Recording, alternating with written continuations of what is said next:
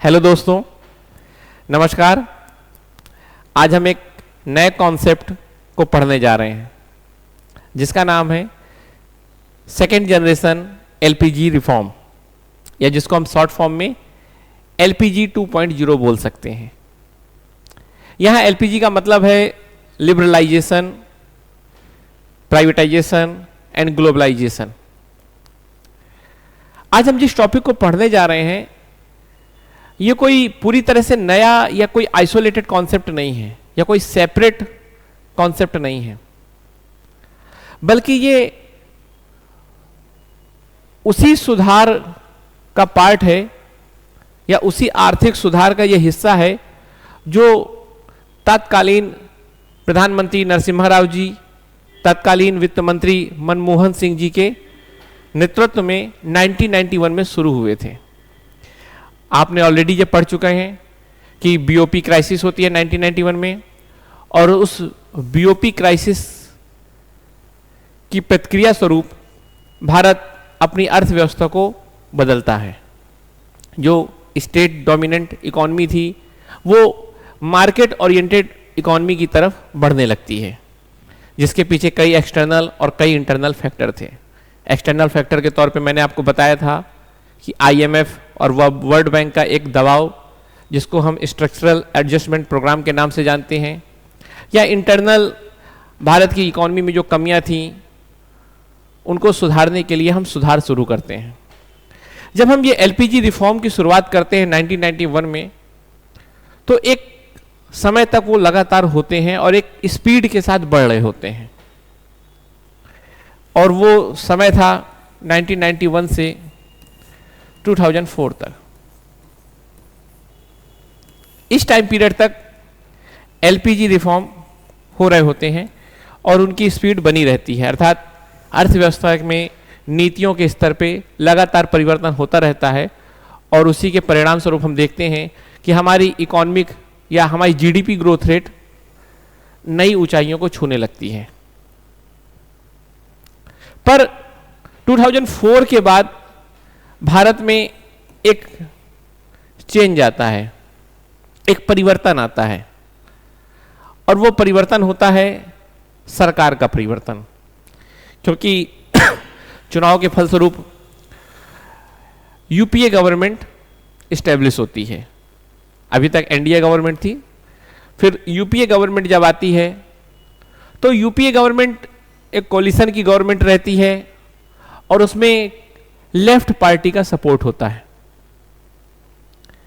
जो left ideology को promote करती है। जब सरकार जो 2004 के बाद बनती है उसमें लेफ्ट पार्टी का होना कहीं ना कहीं फिर आर्थिक सुधारों की गति को धीरे कर देता है, क्योंकि उस पार्टी की आइडियोलॉजी सोशलिस्ट इकोनॉमी की तरफ होती है, और कहीं ना कहीं गठबंधन में होने के कारण, चूंकि ये गठबंधन में लेफ्ट पार्टी का डायरेक्ट समर्थन नहीं था, या मतलब डायरेक्ट उसका पार्टिसिपेशन नहीं था, पर बाहर से सपोर्ट था, और उसी के कारण कहीं ना कहीं सरकार की नीतियों में भी वो बात दिखती है, ट्रेड यूनियन का इम्पैक्ट दिखता है, और सरकार कहीं ना कहीं डिसइन्वेस्टमेंट या प्राइवेटाइजेशन जैसे कॉन्सेप्ट पे खुद को पीछे कर लेती है, और एलपीजी रिफॉर्म की स्पीड कम हो जाती है। और फिर 2008 में रिसेशन आता है, आर्थिक मंदी आती है, और वो पूरे वैश्विक अर्थव्यवस्था में एक मंदी सा ला देती है, या कहिए आप कि पूरी अर्थव्यवस्था में जितनी भी आर्थिक गतिविधियां हैं उसमें एक धीमापन आ जाता है, और इसका इम्पैक्ट भी कहीं ना कहीं डिसइन्वेस्टमेंट जैसे फिनोमिना में दिखता है, जो कि एलपीजी रिफॉर्म का एक मेजर फिनोमिना होता है। और फिर 2014 में एनडीए की गवर्नमेंट आती है, और ये गवर्नमेंट पूर्ण बहुमत से आती है, और 2014 में कुछ ऐसी कंडीशन होती हैं वर्ल्ड के लेवल पर या ग्लोबल लेवल पे जो अर्थव्यवस्था में परिवर्तन की मांग करती हैं। आपको भी पता है कि 2004 से मैंने बताया कि 2014 तक में एलपीजी रिफॉर्म की स्पीड बिल्कुल कम हो जाती है।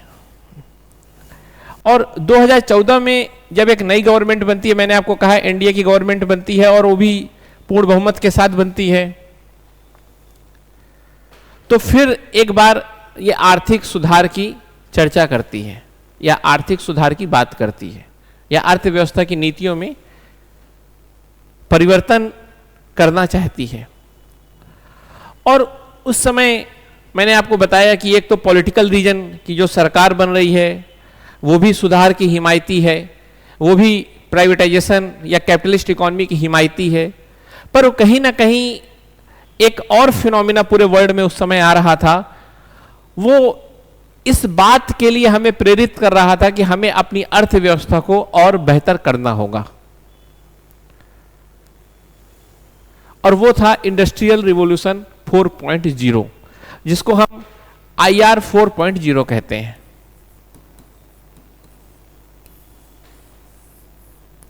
आपको ये बात पता है कि जब भी टेक्नोलॉजी और साइंस एक लेवल को पार करते हैं या अपने नेचर को बदलते हैं और बेहतर होते हैं, तो इकोनॉमी भी उसको फॉलो करती है और खुद को बेहतर बनाती है। इंडस्ट्रियल रिवॉल्यूशन फर्स्ट आपने जानते होंगे, जब भाप का इंजन बना, पावर ऑफ स्टीम हम समझे, तो हमारी आर्थिक गतिविधियां भी बदल गई। इसी तरह जब इलेक्ट्रिसिटी का इन्वेंशन हुआ, बिजली जिसको हम बोलते हैं, जब उसका खोज हुई और आर्थिक गतिविधियों के साथ जब इस टेक्नोलॉजी को जोड़ा गया, तो पूरी अर्थव्यवस्था एक नए रूप में उभर के आती है, जिसमें मास प्रोडक्शन होने लगता है। फिर नेक्स्ट जनरेशन हम देखते हैं कि टेक्नोलॉजी में एक नया सुधार आता है, जिसको हम कंप्यूटर साइंस या इंफॉर्मेशन टेक्नोलॉजी बोलते हैं। जब कंप्यूटर साइंस या आप ये बोलिए जब कंप्यूटर अर्थव्यवस्था के साथ जुड़ता है, इकोनॉमी के साथ जुड़ता है, तो वो इंडस्ट्रियल रिवॉल्यूशन 3.0 के रूप में दिखता है। वैसे ही 2014 के आसपास एक नई क्रांति आती है, जिसको हम बोलते हैं इंडस्ट्रियल रिवॉल्यूशन 4.0, और बेसिकली ये किसी एक टेक्नोलॉजी के कारण नहीं है। इसकी खासियत है, जो पुरानी 3 क्रांतियां हैं, आर्थिक क्रांतियां या औद्योगिक क्रांतियां, वो बेसिकली किसी एक टेक्नोलॉजी के कारण है। पर ये जो इंडस्ट्रियल रिवॉल्यूशन 4 है, ये कई टेक्नोलॉजी जब आपस में मिल रही हैं, ये उसका परिणाम है। जैसे आपने देखा होगा, कंप्यूटर साइंस की बात करें तो AI, इंफॉर्मेशन टेक्नोलॉजी की अगर बात करें तो 5G का होना, अगर बायोटेक्नोलॉजी की बात करें तो उसके भी कई ऐसी नई खोज हुई जिसने पूरे विश्व में परिवर्तन की मांग की। बिग डेटा एनालिटिक्स भी आप जानते होंगे, या internet of things, nano technology को भी आप इससे देख सकते हो, क्वांटम कंप्यूटिंग, ये सब आपस में एक साथ जुड़कर आर्थिक गतिविधियों को या औद्योगिक नीतियों को या औद्योगिक उत्पादन के फिनोमेना को बदल देती हैं, और इसी को हम बोलते हैं इंडस्ट्रियल रिवॉल्यूशन 4.0। और भारत को यदि विश्व गुरु बनना है, भारत को यदि अपनी 140 करोड़ जनता को सेटिस्फाई रखना है, उनके जीवन को, उनके लिविंग स्टैंडर्ड को बेहतर करना है, तो हमें अपने जीडीपी को उसी के हिसाब से बढ़ाना होगा। और जीडीपी को बढ़ाने का मतलब है कि हमें खुद को बेहतर करना होगा। और यहां बात बेहतर की जाए तो कहीं ना कहीं वो तुलनात्मक एक शब्द है, अर्थात हमें दूसरों से बेहतर होना होगा। और पूरे विश्व में जितने भी बड़े शक्तिशाली देश थे या जो भी डेवलप्ड कंट्री थी, वो खुद को इंडस्ट्रियल रिवॉल्यूशन 4.0 के अकॉर्डिंग तैयार कर रही थी। तो भारत के ऊपर भी यह दबाव था कि भारत भी अपनी आर्थिक, सामाजिक, राजनीतिक स्तर पे परिवर्तन करे, अपनी इकोनॉमिकल पॉलिसी, पॉलिटिकल पॉलिसी को ऐसे चेंज करे जो हमें इंडस्ट्रियल रिवॉल्यूशन 4.0 के लिए तैयार कर सकें। और जब कोई विश्व में एक नया आइडिया आता है, कोई एक नया विचार आता है, तो आप उससे कभी बच नहीं सकते। अगर आपको विश्व में सस्टेन करना है या खुद के अस्तित्व को बनाए रखना है तो सबसे जरूरी है परिवर्तन।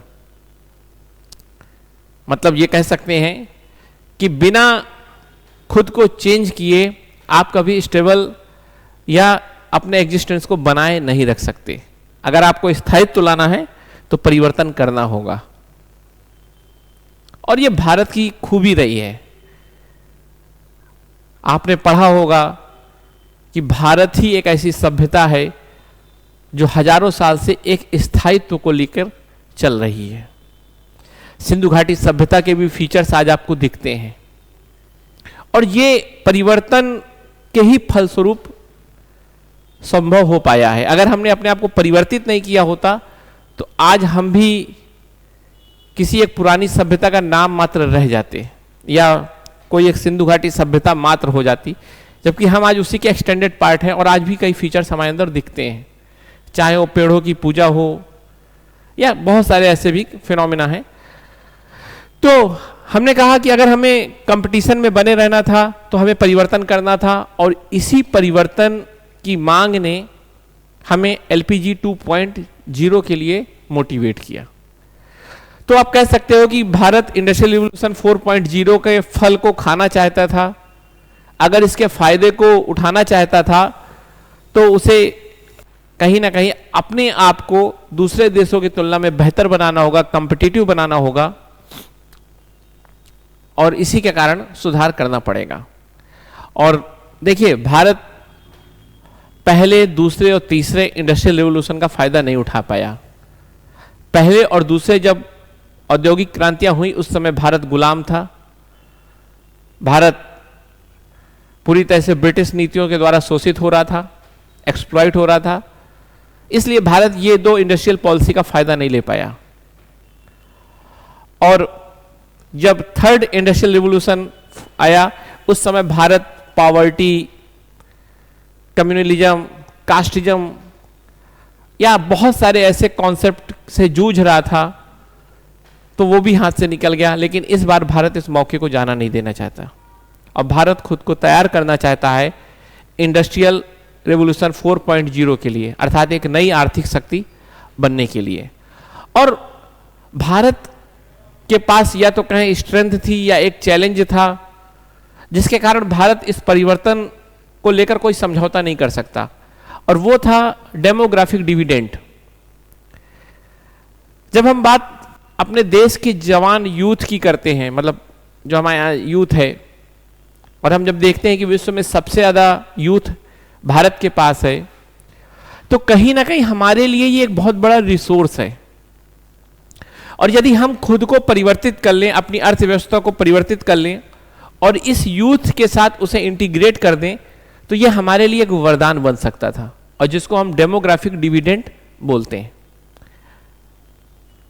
यूथ है, ये तो आपको पता है, हमारी एवरेज एज विश्व में सबसे कम है 29, और इसको आप इग्नोर नहीं कर सकते। लेकिन एक प्रॉब्लम थी, अगर हम इंडस्ट्रियल रिवॉल्यूशन 4.0 को एडॉप्ट नहीं करते, इसके अकॉर्डिंग खुद को परिवर्तित नहीं करते, हम अपनी अर्थव्यवस्था को इसके फायदे के साथ नहीं अगर जोड़ पाएंगे, तो प्रॉब्लम ये होगी कि हमारा वो यूथ हमारे लिए बर्डन हो जाएगा, हमारे लिए एक चुनौती या एक खतरा बन जाएगा। क्योंकि एनर्जी को अगर आप सही जगह यूज नहीं करोगे तो उसका कोई मिसयूज कर सकता है, और यूथ एक एनर्जी है।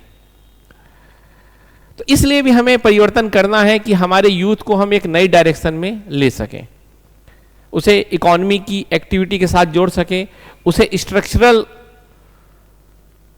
या आप कहिए कि उसे किसी पॉजिटिव डायरेक्शन में हम खड़ा कर सकें ताकि वो चल सके। ऐसी कुछ बात है, और इन्हीं के कारण गवर्नमेंट में एक प्रेशर था या गवर्नमेंट की एक आइडियोलॉजी थी, तो वो एलपीजी 2.0 की तरफ आगे बढ़ती है। तो मैंने आपको बताया कि कैसे एलपीजी सुधार शुरू होते हैं, फिर बीच में कैसे वो धीरे पड़ जाते हैं, फिर आपको बताया कि कैसे हमें 2014 के बाद एक नए रिफॉर्म को देखने को मिलता है, जिसके पीछे कारण था आइडियोलॉजिकल चेंज या एक नया पॉलिटिकल सिस्टम का इस्टेब्लिश होना। साथ में पूरे वर्ल्ड लेवल पे इंडस्ट्रियल रिवोल्यूशन फोर्थ की बात करते हैं हम, डेमोग्राफिक डिविडेंड जैसे कॉन्सेप्ट आपको बताते हैं कि कैसे वो डेमोग्राफिक डिविडेंड, डेमोग्राफिक बर्डन हमारे लिए बन सकता था, या जिसको हम यूथ क्वेक बोलते हैं, मतलब यूथ के कारण एक हलचल आ सकती थी। तो ये सब आपने बातें समझी होंगी। अब बात ये करते हैं कि जो एलपीजी रिफॉर्म 1 थे, या जिसको हम एलपीजी रिफॉर्म बस बोलें, और जो एलपीजी रिफॉर्म 2.0 है, क्या ये सेम है या इनमें कोई अंतर भी है? तो बेसिकली मैं आपको ये बताऊं कि एलपीजी रिफॉर्म जो पहली बार होते हैं 1991 में, ये हमारी इकोनॉमी में क्वालिटेटिव चेंज लाते हैं। लेकिन अगर बात एलपीजी 2.0 की करें तो ये हमारी अर्थव्यवस्था में क्वालिटेटिव नहीं, क्वांटिटेटिव चेंज ही ला रहे हैं। कहीं ना कहीं ये क्वालिटेटिव चेंज के टूल थे, और हमारी अर्थव्यवस्था जो पहले स्टेट के द्वारा रेगुलेट होती थी, जिसको हम सोशलिस्ट सेंट्रिक मिक्स्ड इकोनॉमी बोलते थे, और बताते थे कि कैसे बैंकिंग सेक्टर में, कैसे एयरपोर्ट, हर जगह एजुकेशन, हेल्थ, सब जगह गवर्नमेंट का एक बड़ा रोल था। रिसोर्स से लेकर या रिसोर्स से संबंधित सारे निर्णय गवर्नमेंट के द्वारा ही लिए जाते थे। और 1991 में रिफॉर्म होता है, और इसीलिए मैं उसको बोलता हूं कि ये क्वालिटेटिव चेंज है। क्वालिटेटिव का मतलब जिसकी गुणवत्ता में परिवर्तन करे। जैसे मैंने कहा था पानी है, अगर पानी को हम गर्म करते हैं, पानी पहले गर्म हो रहा होता है, फिर बहुत गर्म हो रहा होता है, तो केवल क्वालिटेटिव चेंज नहीं, केवल क्वांटिटेटिव चेंज है जी। पानी का गर्म होना, बहुत गर्म होना, बहुत ज्यादा गर्म होना, पानी है अभी लिक्विड कंडीशन में है, बस उसकी क्वांटिटी जो उसमें गर्मी आ रही है वो बदल रहा है, हीट उसकी क्वांटिटी वाइज बदल रही है। लेकिन जब हम एक लेवल के ऊपर उसे गर्म कर देते हैं, और इतना गर्म कर देंगे कि वो भाप बन जाए, वेपराइजेशन हो जाए, भाप बन जाए, तब हम कहेंगे कि देखो उसकी गुणवत्ता में ही परिवर्तन आ गया।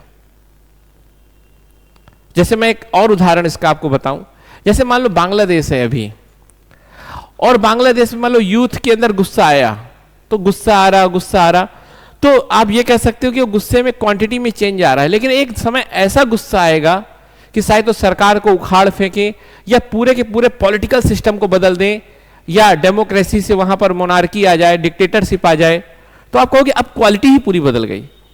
तो परिवर्तन की मात्रा भी होती है, परिवर्तन का गुणवत्ता के संदर्भ में भी एक नजरिया होता है, जो मैंने आपको समझाने की कोशिश की। तो 1991 में हमने एलपीजी रिफॉर्म जो किया, उसने इंडियन इकोनॉमी की क्वालिटी के संदर्भ में, या इंडियन इकोनॉमी में क्वालिटेटिव चेंज लाने का प्रयास किया, और मार्केट ओरिएंटेड इकोनॉमी हमारी बन जाती है। पर जो ये एलपीजी 2.0 है, जिसको हम ऐसा बोल रहे हैं कि 2014 के समय से शुरू होते हैं, ये इसी सुधार को और व्यापक करते हैं, अर्थात मात्रा को और बढ़ाते हैं। तो कहने का मतलब जो शुरुआत हमने यहां की थी, ये रिफॉर्म उसको और गहन करते हैं और डीपनिंग करते हैं, मतलब सुधार को और ज्यादा व्यापक बनाते हैं। पर एक यहां पर अंतर आपको दिखेगा अगर आप बड़े ध्यान से देखिए, कि जो 1991 में रिफॉर्म गवर्नमेंट के द्वारा किए जाते हैं, वो केवल और केवल इकोनॉमी सेंट्रिक होते हैं, अर्थात केवल अर्थव्यवस्था में ही सुधार हो रहे होते हैं। और ये शायद किसी भी शुरुआत या किसी भी परिवर्तन की शुरुआत का एक जरूरी आयाम भी होता है, कि जब कोई परिवर्तन शुरू होता है तो पहले एक निश्चित क्षेत्र से होता है, फिर उसका प्रभाव बढ़ता है। तो ये वो भी हो सकता है, जैसे मान लीजिए सपोज करिए कि मैं सिविल सर्विस की तैयारी शुरू करता हूं। अभी तक मैं इंटर में था और अभी तक मुझे इंजीनियर बनने का शौक था, लेकिन अब मेरा मन है कि मैं सिविल सर्विस, तो मेरे अंदर थोड़ी चेंज आएगा, मैं पढ़ूंगा। तो जो शुरुआत की दशा में चेंज आएंगी वो पहले केवल मेरे अंदर आएंगे, और धीरे धीरे वो चेंज मेरी सामाजिक व्यवस्था में दिखने लगेंगे। शायद मैं फिर अपने दोस्तों को इग्नोर करने लगूं, अपने रिश्तेदार के पास जाना बंद कर दूं क्योंकि समय नहीं मिलेगा। धीरे धीरे वो मेरे दूसरे एस्पेक्ट को भी टच करने लगेंगे। एक समय बाद वो मेरे मेंटल लेवल को भी बदल देंगे। तो कोई भी सुधार बहुत धीरे से, बहुत सीमित क्षेत्र से शुरू होता है और उसका प्रभाव व्यापक पड़ता है। अगर मान लीजिए मेरी तैयारी को और बेहतर करना है, जैसे मैंने खुद को सुधार लिया, पढ़ने लगा, मैं एक घर में रहता हूं, पढ़ता हूं, लेकिन मेरी तैयारी को और बेहतर करना है, तो यह भी जरूरी है कि मेरी आसपास की जितने भी चीज मुझे प्रभावित करते हैं मैं उनको भी बदलूं। अब मेरे परिवार वाले ये निर्णय लें कि अब इसके लिए अलग से एक कमरा बनवा देते हैं, उस कमरे में चलो एसी लगवा देते हैं। अब कोई रिश्तेदार अगर पूछेगा कि भैया योगेश कहाँ है, तो बोल देंगे कि यहाँ है, वहाँ है, बीमार है, अर्थात उसको अदर एक्टिविटी में इंगेज नहीं करेंगे। तो मेरे घर वाले पहले जो मुझे पढ़ने के लिए केवल मोटिवेट कर रहे थे, अब वो मेरे चारों ओर की कंडीशन को भी मेरे अकॉर्डिंग चेंज करेंगे, क्योंकि उन्हें पता है कि यहाँ की भी चीजें मुझे प्रभावित करती हैं। तो वैसे ही जो एलपीजी रिफॉर्म केवल पहले इकोनॉमी की एक्टिविटी में बस सेंट्रिक थे, अब वो कहीं ना कहीं अदर सेक्टर में भी काम कर रहे हैं। जो गवर्नेंस है उस पर भी काम करेंगे, जो हमारी सोसाइटी है उसमें भी परिवर्तन किया जाएगा, हमारे एजुकेशन सिस्टम में भी परिवर्तन किया जाएगा, हमारे पॉलिटिकल सिस्टम को भी परिवर्तित किया जाएगा। तो कहने का मतलब जो एलपीजी रिफॉर्म पहले वाले स्टेज के थे वो इकोनॉमिक सेंट्रिक थे, लेकिन एलपीजी 2.0 हमारी गवर्नेंस को, हमारी इकोनॉमी को, हमारी सोसाइटी को सब जगह प्रभावित करता है। और यही इस टॉपिक की जो आज हम पढ़ने जा रहे हैं वो खूबसूरती है। जब मैं इस लेक्चर को तैयार कर रहा था, जब मैं इसके लिए पढ़ रहा था, तो मैं देख रहा था कि मैं इकोनॉमी से कब पॉलिटी में चला जा रहा हूं, पॉलिटी से कब सोसाइटी में चला जा रहा हूं। और मैं जब एक लेक्चर को तैयार करता हूं तो मैं बहुत उसे स्ट्रक्चर वे में पढ़ाने की कोशिश करता हूं, ताकि आप लोगों के लिए चीजें सरल हो जाएं, जो समस्या मैंने फेस की वो आपको ना करना पड़े। तो आज के लेक्चर को जब मैं स्ट्रक्चर दे रहा था तो मुझे बहुत दिक्कत हुई, क्योंकि किसी टॉपिक को मैं जब इकोनॉमी में रखता था तो उसका अदर इंपैक्ट गवर्नेंस में बहुत ज्यादा दिखता था। अब जैसे जीएसटी रिफॉर्म को कहां रखा जाए, तो ऐसी चीजें, अब कॉर्पोरेट गवर्नेंस को किसका पार्ट बनाया जाए। तो इसीलिए आज की क्लास जो है फिर वो मैंने थोड़ी फ्रेगमेंटेड आपको लगेगी अगर आप छोटा सोचेंगे, लेकिन अगर आप ब्रॉडर होके सोचोगे, इंटरेस्टिंग होके देखोगे, तो आपको आज बहुत मजा भी आएगा। और वास्तव में जो पढ़ाई होनी चाहिए, जिसको मल्टी डायमेंशनल अप्रोच बोलते हैं, वो आज आपको देखने को मिलेगा। मैं कोशिश करूंगा कि चीजों को ज्यादा से ज्यादा सरल रखूं, क्योंकि मेरे पढ़ाने का सबसे पहला पर्पज होता है चीजों को बहुत सरल रखना। और आपको भी पता है कि सरल होना सबसे कठिन होता है, तो बड़ी समस्या आती है। लेकिन आप लोगों का लगाव या आप लोगों के प्रति काम करने का मेरा एक इंटरेस्ट भी मुझे इसके लिए मोटिवेशन देता है, और मैं चीजों को सरल करने की कोशिश करता हूं, और वो आपको आज दिखेगा। तो चलिए आगे चलते हैं और अब बात करते हैं हम बेसिकली एलपीजी 2.0 की।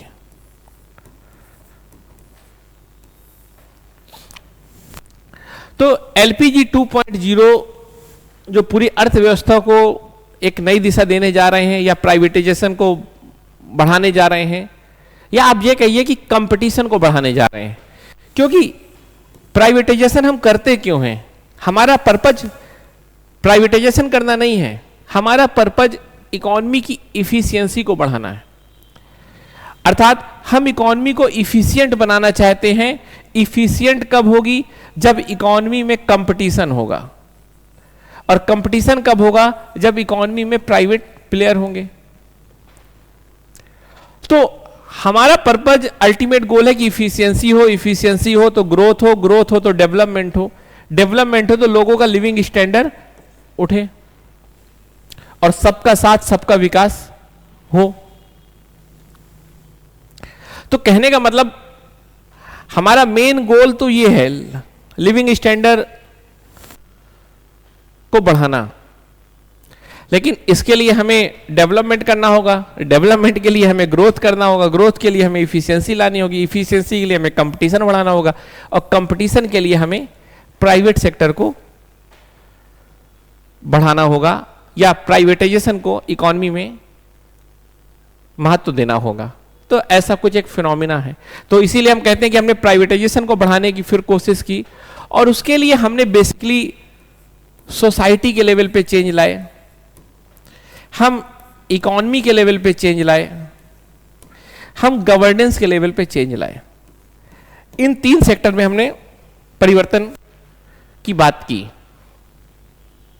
तो चलिए धीरे धीरे एक एक आगे बढ़ते हैं, और आज मैं पहले सोसाइटी से शुरू करूंगा। और सोसाइटी में हमने क्या चेंज किया इसको पहले समझते हैं। देखिए याद रखिएगा कि बात हम कह रहे हैं कि एक ऐसी सोसाइटी अब हम बनाने जा रहे हैं जो इकोनॉमी में कंपटीशन को बढ़ावा दे, जो प्राइवेटाइजेशन को सपोर्ट करे। और सोसाइटी को हम देखेंगे कि देखिए एक चीज होती है नजरिया, है ना, नजरिया या दृष्टिकोण, जिसको आप दृष्टिकोण बोलते हो, या एटीट्यूड, अभिवृत्ति भी बोलते हो। तो सोसाइटी का एक एटीट्यूड होता है, एक नजरिया होता है, एक दृष्टिकोण होता है। और जिस तरफ उसका एटीट्यूड या नजरिया या दृष्टिकोण सकारात्मक होता है, पॉजिटिव होता है, उस चीज को गवर्नमेंट सपोर्ट करती है। और जिस तरफ उसका एटीट्यूड निगेटिव होता है, गवर्नमेंट उससे खुद को दूर रखती है। देखिए मैं जो बात कह रहा हूं वो एक इंटेंशन के साथ कह रहा हूं, मेरा एक इंटेंशन है, उसके थ्रू मैं आपसे बात कर रहा हूं। तो मेरे इंटेंशन को भी समझिएगा, जजमेंटल मत होइएगा। मेरी कोई भी बात एक कंप्लीट बात नहीं होती, वो नेक्स्ट बात के साथ जुड़ेगी। तो अगर आपको पूरा लेक्चर समझना हो तो हमेशा सीधे घड़े की तरह बैठिएगा, सारी बातें एक्सेप्ट करिएगा, और जब पूरा लेक्चर हो जाएगा तब आप मेरी बातों का रियल मतलब निकाल पाओगे। अगर आप मेरी हर एक बात का अलग अलग मतलब निकाल पाओगे, निकालने की कोशिश करोगे, तो मेरे लेक्चर का कोई मतलब नहीं रहेगा, और मेरे वाकई जो आपके मतलब मेरा जो इंटेंशन है उससे आप दूर रहोगे। तो चलिए आगे चलते हैं। मैंने कहा जैसे मान लो नजरिया होता है जिसका पॉजिटिव होता है, गवर्नमेंट उसको सपोर्ट करती है, और जिसको लेकर समाज का नजरिया निगेटिव होता है, गवर्नमेंट उसको अपने से दूर रखती है। इसका पीछे क्या रीजन है? इलेक्शन, चुनाव। सपोज करो चुनाव होना है, सरकार का, गवर्नमेंट का काम है कि भाई ऐसा कुछ काम करे जिससे हम जीतें, क्योंकि सरकार में बने रहना ही उसका पहला पर्पज है। इसीलिए कहा भी जाता है कि डेमोक्रेसी में डेवलपमेंट बाई प्रोडक्ट है। वास्तव में सरकार अपने आप को बनाए रखने के लिए जो काम करती है, उससे अगर विकास हो रहा है तो ठीक है, विकास उद्देश्य से नहीं होता, है ना। तो गवर्नमेंट चाहती है कि चुनाव जीते। चुनाव तभी जीतेगी जब वो काम करे जो समाज को पसंद हो। तो समाज को जो पसंद है अगर वो काम किया जाएगा तो चुनाव जीतेगी, और समाज को जो नहीं पसंद वो काम नहीं करना चाहती सरकार। और ये आप कहीं ना कहीं देखते हो। मैं ऐसा नहीं कह रहा कि समाज का जिसको लेकर नजरिया नकारात्मक है वो गलत ही हो, ऐसा भी नहीं है। जैसे ट्रांसजेंडर, समाज ट्रांसजेंडर को लेकर बड़ा निगेटिव एटीट्यूड रखता है, और ये बात गलत है। पर आप ये भी देखो कि सरकार कोई ज्यादा खुल के उनके लिए सकारात्मक कदम भी नहीं उठा रही, और इसीलिए सुप्रीम कोर्ट इसकी जगह एक्शन लेता है। तो आपको ये बातें तो समझ में आ रही होंगी। तो चलिए, तो हम कह रहे हैं नजरिया या दृष्टिकोण। अब आपको बात अगर करें कि ये सब मैं पढ़ा क्यों रहा था, तो ऐसा है कि भारत में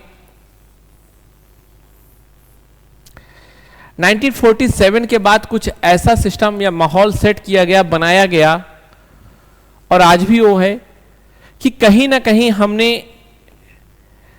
कैपिटलिस्ट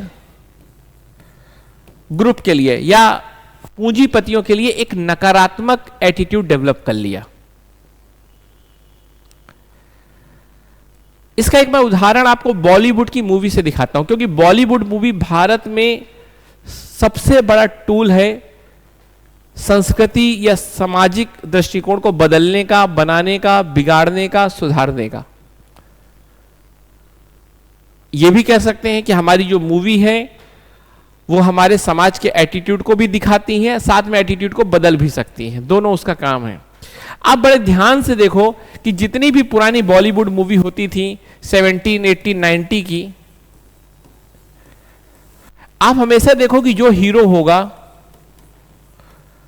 वो कोई ना कोई लेबर क्लास से होगा, मजदूर होगा, और पूरा समाज उसे बेचारा के भाव से देखेगा कि देखो बेचारे के साथ कितना गलत हो रहा है।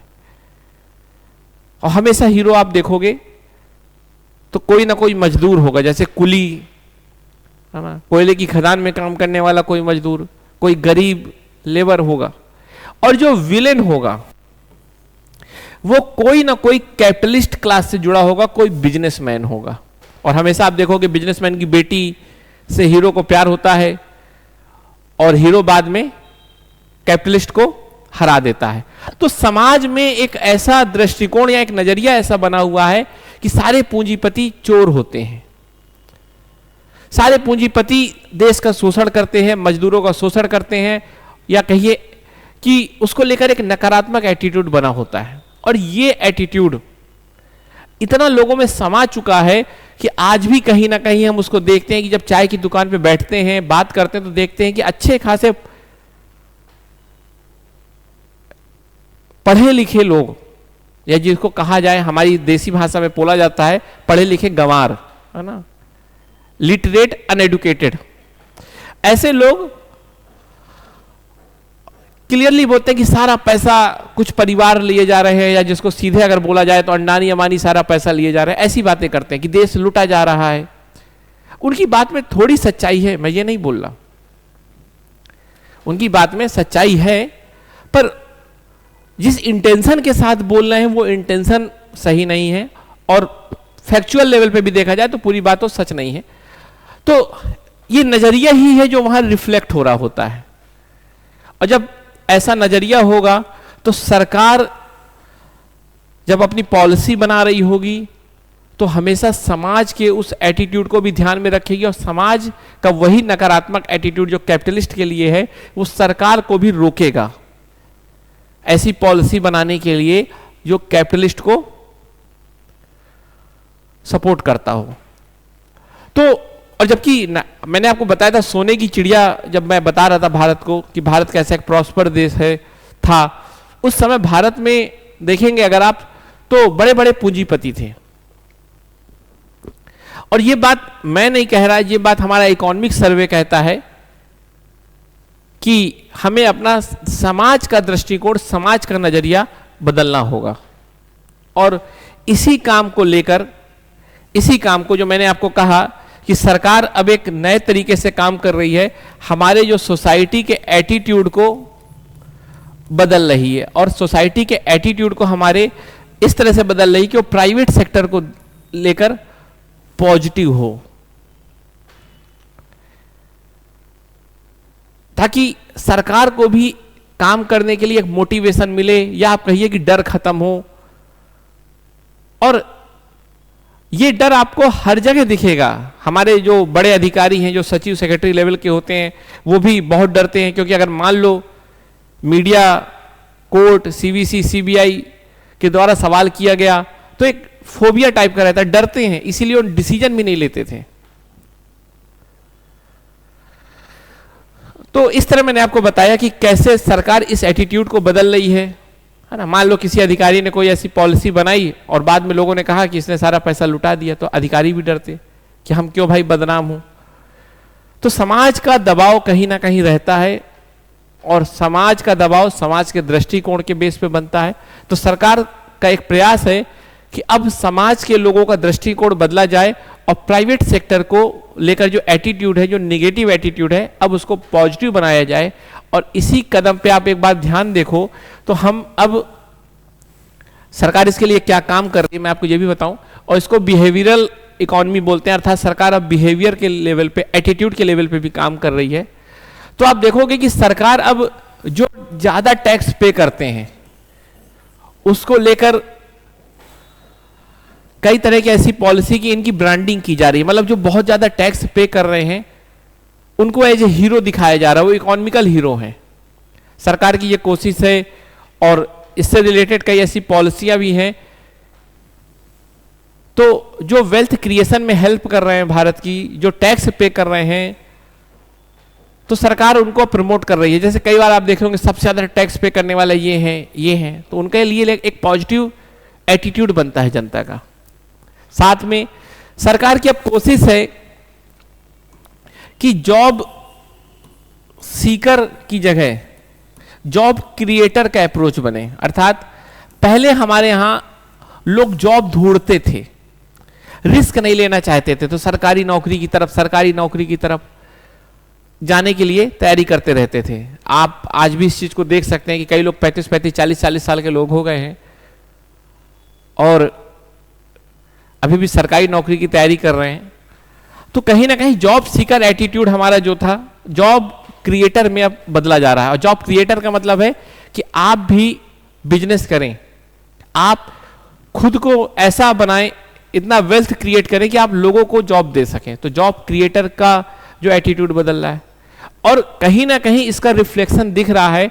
और आपको थोड़ी हंसी आएगी जो मैं बात बोलूं कि पहले जो मैट्रिमोनियल साइट होती थी जिसमें सबसे टॉप प्रायोरिटी में आईएएस आईपीएस होते थे, अब उसकी जगह आप देखिएगा कि स्टार्टअप जो लीड करते हैं उनको जगह मिल रही है। अर्थात कहीं ना कहीं सोसाइटी का नजरिया बदल रहा है और अब जॉब क्रिएटर या जिसको हम स्टार्टअप के नाम से जानते हैं, अब उनको एक जगह मिल रही है, समाज में एक स्वीकृति मिल रही है। आप बोट के फाउंडर अमन को बहुत अच्छे से जानते होंगे और ओयो के फाउंडर को भी आप बहुत अच्छे से जानते होंगे। ये सब आप नाम देखते होंगे, सुनते होंगे। तो कहीं ना कहीं ये चीज बताता है कि अब चाहे ओला हो, चाहे आप लेंसकार्ट हो, इन सब के फाउंडर को आप जानते होंगे। और जैसे मैं ये बोल रहा हूं तो आपको एक चेहरा दिख रहा होगा। तो कहीं ना कहीं समाज ने इनको एक्सेप्ट किया है और समाज जब इनको एक्सेप्ट कर रहा है तो समाज का एटीट्यूड बदल रहा है। तो इस तरह मैं आपको कहूंगा कि एलपीजी 2.0 को अगर आप सोसाइटी के लेवल पे देखेंगे, सोसाइटी के लेवल पे आप देखेंगे, तो मैं आपको कहूंगा कि गवर्नमेंट ने इसमें एटीट्यूड चेंज किया है और वो एटीट्यूड जो था, जो पहले नेगेटिव था, उसको पॉजिटिव किया है कैपिटलिस्ट क्लास के लिए या वेल्थ क्रिएटर के लिए। साथ में अगर हमें प्राइवेटाइजेशन को महत्व देना है, इकोनॉमिक एक्टिविटी को बढ़ाना है, तो हमें फाइनेंशियल लिटरेसी भी बढ़ानी होगी और लोगों को ज्यादा से ज्यादा इकोनॉमी के साथ इंटीग्रेट करना होगा, क्योंकि कैपिटलिस्ट इकोनॉमी पूरी कैपिटल पे बेस है। जितना कैपिटल होगा उतनी ही इकोनॉमिक एक्टिविटी बढ़ेगी।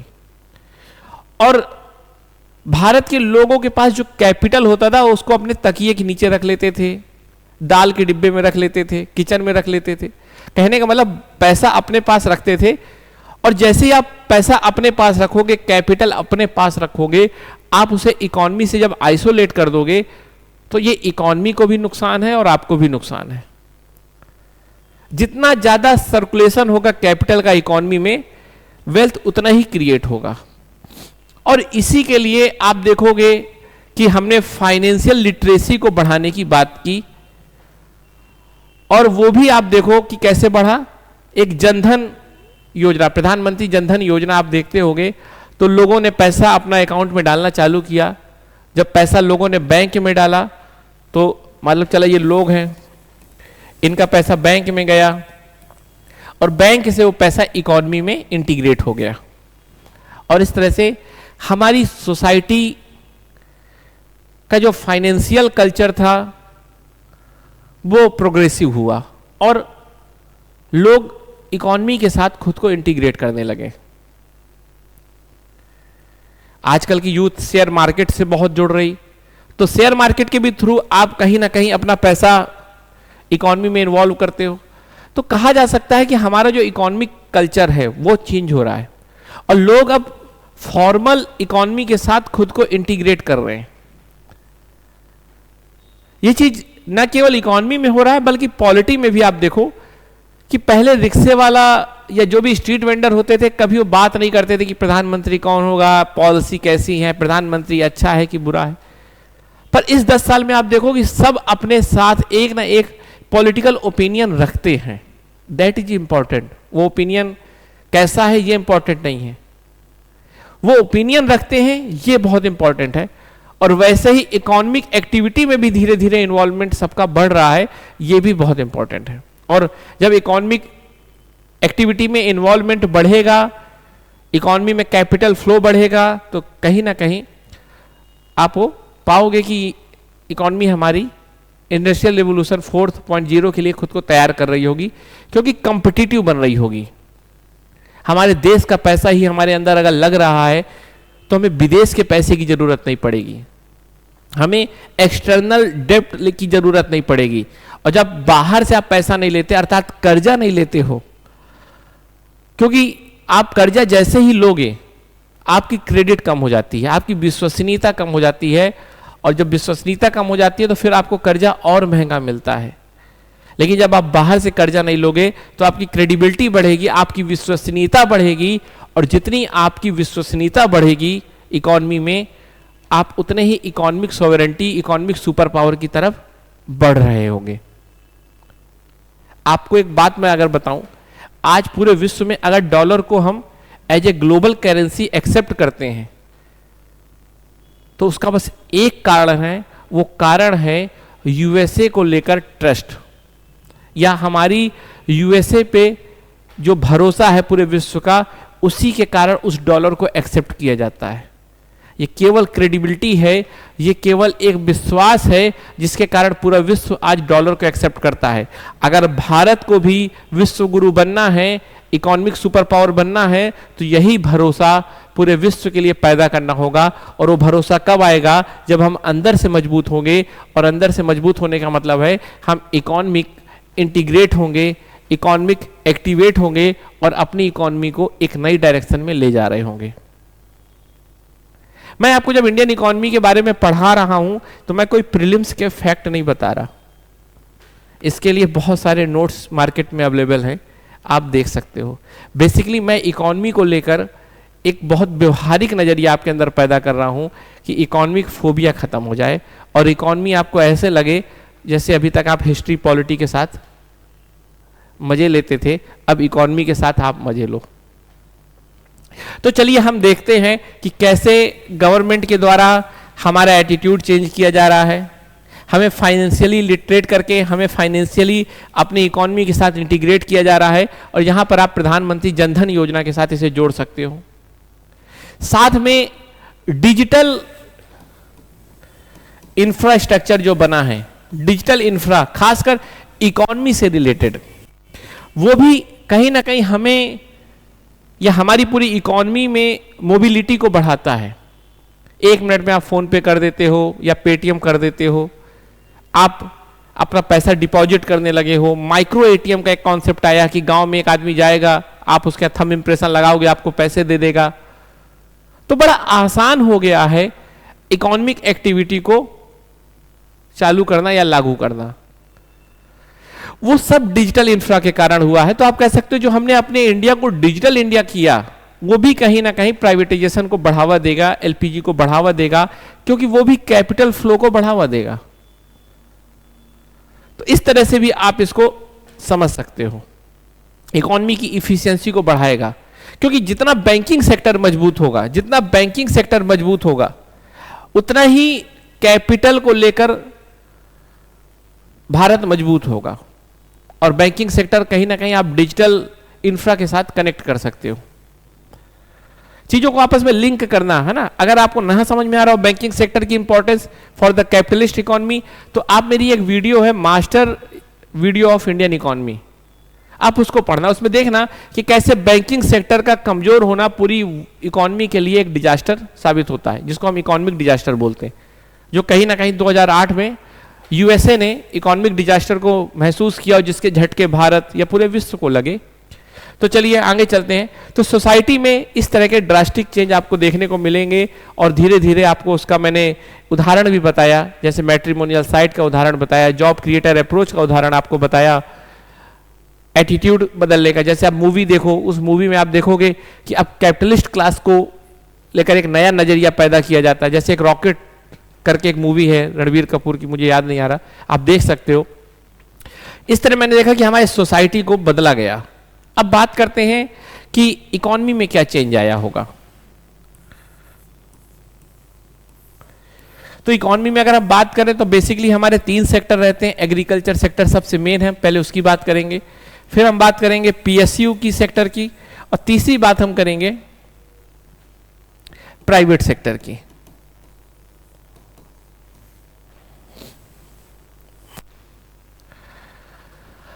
वीडियो थोड़ी लंबी हो सकती है, मैं हर बार सोच के आता हूं कि इस बार छोटी वीडियो बनाऊंगा, लेकिन सोच के जब आता हूं तो, लेकिन जब पढ़ाने लगता हूं तो फिर मजा आता है पढ़ाने में मुझे, और मैं ये चीज भूल जाता हूं, और फिर सोचता हूं कि जिसको अच्छा लगेगा वो पढ़ेगा। अब यूट्यूबर तो नहीं बनना ना हमें कि खुद को हम एक कमोडिटी की तरह आपके सामने ला के रखें कि नहीं नहीं मुझे पसंद करो, तो कमोडिफिकेशन ऑफ टीचर तो नहीं होना चाहिए। तो चलो, है ना, तो ये जो समय का सवाल है इसको ख़त्म कर दो, और फिर एग्रीकल्चर पे बात करते हैं कि हम एग्रीकल्चर की बात करते हैं। मैंने आपको बताया कि 1991 में जब एलपीजी रिफॉर्म होता है तो प्राइवेट सेक्टर पे, पीएसयू में तो काम होता है, पर एग्रीकल्चर को अनाज छोड़ दिया जाता है। और एग्रीकल्चर को जब अनाज छोड़ा जाता है तो आप उसका रिजल्ट देख सकते हो, विदर्भ में होती किसानों की आत्महत्या। पूरे विश्व में यह सवाल उठता है, जो भारत में किसान आत्महत्या करते हैं, या किसान जो एक समय भारत का सबसे सशक्तता का या स्ट्रेंथ का प्रतीक होता था, किसान, मैं किसान हूं, अब वो बेचारा किसान हो जाता है। और इस चीज को कहीं ना कहीं समझा जाता हमारी सरकार के द्वारा, और एग्रीकल्चर रिफॉर्म की एक नई कोशिश होती है। और वो कोशिश ऐसी होती है कि हम पहली बार अपने एग्रीकल्चर में, जो अभी तक हमारी एग्रीकल्चर पॉलिसी थी, 1991 को भी इसमें जोड़ लें और 2014 तक की अगर हम बात करें, तो अभी तक हम जो भी नीतियां बनाते थे, अब देखिए ये कोई एग्जैक्ट टाइम पीरियड मत समझिएगा, थोड़ी इसको लेके आप भी पॉलिटिकल हो जाओगे, इसलिए आसपास का दौर समझिएगा। इसके पहले की जो पॉलिसी होती थी वो एग्रीकल्चर सेंट्रिक होती थी, अर्थात कृषि केंद्रित होती थी, जिनका पर्पज होता था ज्यादा से ज्यादा उत्पादन हो सके। हम किसान के बारे में सोचते ही नहीं थे।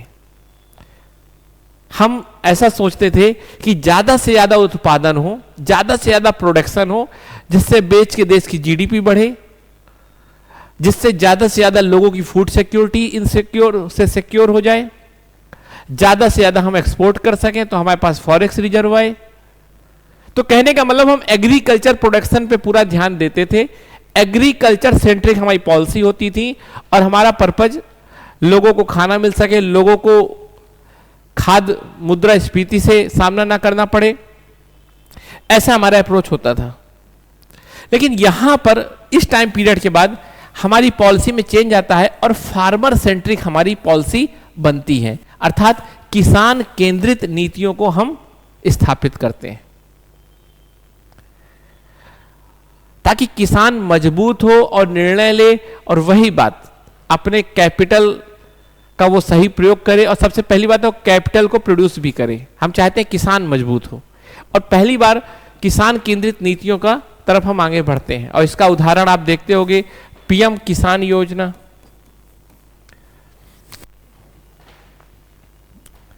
फिर डबल इनकम वाला कॉन्सेप्ट आपने देखा होगा, किसानों की आय को दुगना करना जो था, वो भी इससे आप जोड़ सकते हो। इस तरह हम, एक तो ये परिवर्तन आता है। आपको अगर मैं डेटा वाइज बताऊं तो जैसे एग्रीकल्चर सेक्टर की आप बात करेंगे तो एग्रीकल्चर सेक्टर और अदर इकोनॉमी को देखें, सर्विस सेक्टर को देखें, तो सर्विस सेक्टर में इस टाइम पीरियड में 1991 से 2014 तक की जो ग्रोथ है 7% है, वहीं एग्रीकल्चर की ग्रोथ केवल 2.5% है। यह दिखाता है कि कैसे एलपीजी का जो पहली जनरेशन का रिफॉर्म था वो सर्विस सेक्टर को तो प्रमोट कर रहा है, पर एग्रीकल्चर सेक्टर को उसने अनाज छोड़ा है। ये डेटा बहुत इंपॉर्टेंट है, इसको आप समझ सकते हो। फिर हम अपने टॉपिक में आते हैं। तो हमने एग्रीकल्चर में और क्या काम किया, तो एग्रीकल्चर सेक्टर में हमने जो काम किया, हमने जो किया, अब वो रहा नहीं रहा एक अलग बात है। हमने 2020 में 3 कानून बनाए जिसको हम फार्म बिल के नाम से जानते हैं।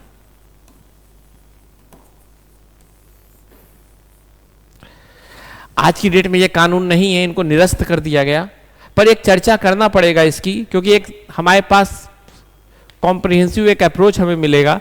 हमने 3 बिल बनाए किसानों से रिलेटेड। पहला जो बिल था वो था एपीएमसी मंडी को खत्म करके, जो एपीएमसी कानून था, है ना, उसको खत्म करके एक नया हम ला रहे थे, the farmer produce trade and commerce act. ठीक है, इसमें क्या था, जिसमें हमने कहा the farmer produce trade and commerce act. Basically जो एपीएमसी कानून था ये क्या करता था, ये पूरी इकोनॉमी को, खासकर एग्रीकल्चर इकोनॉमी को छोटी छोटी मंडियों में विभाजित कर देता था, बहुत छोटी छोटी मंडियों में विभाजित कर देता था, और हर एक किसान को अपने पास की जो मंडी थी उसी में सामान बेचना पड़ता था और वहीं के रेट के अनुसार। तो मान लो ऐसे कई हजार मंडियां होंगी और एक किसान को एक मंडी के साथ ही संबंधित होना था और वहीं पर सामान अपना बेचना था। जब आप इस तरह से कर देते हो तो सबसे बड़ी जो समस्या आती है वो आती है प्रतिस्पर्धा खत्म हो जाती है, अर्थात कंपटीशन कम हो जाता है, और कंपटीशन कम होगा तो इफिशियंसी कम हो जाएगी। समझिए कैसे। जैसे मान लो अभी मैं इसको क्लास के उदाहरण के तौर पे बताऊं, मान लो ये पूरी क्लास है, इसमें 100 बच्चे हैं, मान लो इसमें 20 बच्चे हैं, 20 बच्चे इसमें, 20 इसमें, 20 इसमें, सब में 20-20 बच्चे हैं। अभी समझाने के लिए आपको बोल रहा हूं, और सब में मैं टेस्ट लूं, एग्जाम लूं, इनका रिजल्ट इनके पास रहे, इनका रिजल्ट इनके पास रहे, तो पता चला मान लो कि ये बस इतने इतने एरिया में कंपटीशन कर रहे हैं, और सपोज करो इस एरिया के बच्चे अच्छे हैं, इस एरिया के बच्चे नॉर्मली कमजोर हैं, पर तब भी ये अपने अपने ब्लॉक में कंपटीशन कर रहे हैं, तो बाहर के लोगों से ये प्रभावित होंगे नहीं, तो खुद को सुधारेंगे नहीं। लेकिन अगर मान लो मैं ये सारी चीजें खत्म कर दूं, ये सारी चीजें खत्म कर दूं और कहूं कि अब सब एग्जाम एक साथ देंगे, अब किसी तरह का कोई ब्लॉक नहीं रहेगा, सारे बच्चे एग्जाम एक साथ देंगे, मान लो 200 बच्चे हैं, अब मुझे बताओ कि कंपटीशन बढ़ेगा कि नहीं बढ़ेगा? सब एक दूसरे को कंपीट करेंगे, और जैसे कंपटीशन बढ़ेगा तो प्रतिस्पर्धा बढ़ेगी। यही कुछ जो नया लॉ आ रहा था, जो नया कानून आ रहा था, अब उसको लेकर आप पॉलिटिकल मत होइएगा, उसके कुछ नेगेटिव इंपैक्ट भी हो सकते हैं, लेकिन जो इंटेंशन है, या हम अभी पॉजिटिव साइड अगर पढ़ रहे हैं तो हम उसको समझेंगे। तो यही था कि वो एपीएमसी का जो प्रभाव था, जिसने पूरी अर्थव्यवस्था को, या कृषि अर्थव्यवस्था को खंडित कर दिया था, ये उसको एक बना रहा था, अर्थात पूरे विश्व की जो भारत था, जो भारत के कृषि बाजार को ये एकीकृत कर रहा था। और जब कृषि बाजार को एकीकृत करेगा, इंटीग्रेट करेगा, तो कंपटीशन को बढ़ावा मिलेगा। साथ में इसी कानून के द्वारा प्राइवेट सेक्टर को भी ये परमिशन दी गई कि वो खुद की मंडी भी स्थापित कर सकता है, तो उससे भी कंपटीशन बढ़ता। पता चला टाटा ने अपनी मंडी स्थापित की, फिर अंबानी ने अपनी, बिरला ने अपनी, या फॉरेन से आके मान लो, तो एक आपस में कंपटीशन बढ़ता। कोई कहता कि हम इतने किलो का अनाज ले रहे हैं, तो दूसरा कहता हम इससे ज्यादा ले रहे हैं, तीसरा कह रहा हम इससे ज्यादा लेंगे, ज्यादा से ज्यादा फैसिलिटी। पता चला कि बिरला ने कहा कि आप बेचने आओ, तो टाटा ने कहा हम आपके खेत में जाके सामान खरीद लेंगे। तो इस तरह का एक कॉम्पिटिटिव माहौल बनता है, एग्रीकल्चर एक्टिविटी बढ़ती, ये सोच के किया गया।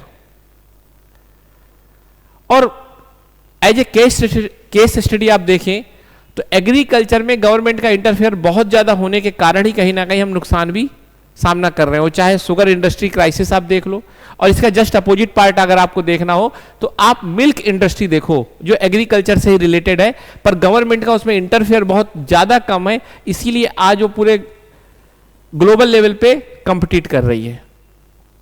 तो ये सोच के हमने शायद शुरू किया होगा, क्योंकि अब उसका विरोध हुआ, विरोध के पीछे कुछ सही रीजन भी थे, कुछ जायज कारण भी थे, और कुछ राजनीतिक कारण भी हो सकते हैं। लेकिन हमें उन सब पे अभी एंट्री नहीं करनी, नहीं तो फिर मजा नहीं आएगी पढ़ने में। तो इस तरह से हमने एक कानून बनाया, उस कानून के तहत प्राइवेट सेक्टर को कृषि के साथ जोड़ने की एक कोशिश की और कृषि के बाजार को हमने इंटीग्रेट करने की कोशिश की, पर वो कानून अब नहीं है, लेकिन एक सुधार की कोशिश की थी। दूसरा कानून था जो था वो था the farmer agreement on price assurance and farm service act. Basically ये ऐसा था कि मान लो कोई एक किसान है ए, उसके पास जमीन है, मान लो कोई किसान है बी, उसके पास भी एक जमीन है, एक सी है, उसके पास भी जमीन है, ये तीनों के पास जमीन है। अब मान लो 10-10 बीघे ये जमीन है, ये अपना खेती करते। क्योंकि जब किसी जमीन का आकार छोटा होता है, जोत का आकार छोटा होता है, तो बड़ी बड़ी मशीनों का प्रयोग करना थोड़ी टफ काम होता है, कठिन काम होता है।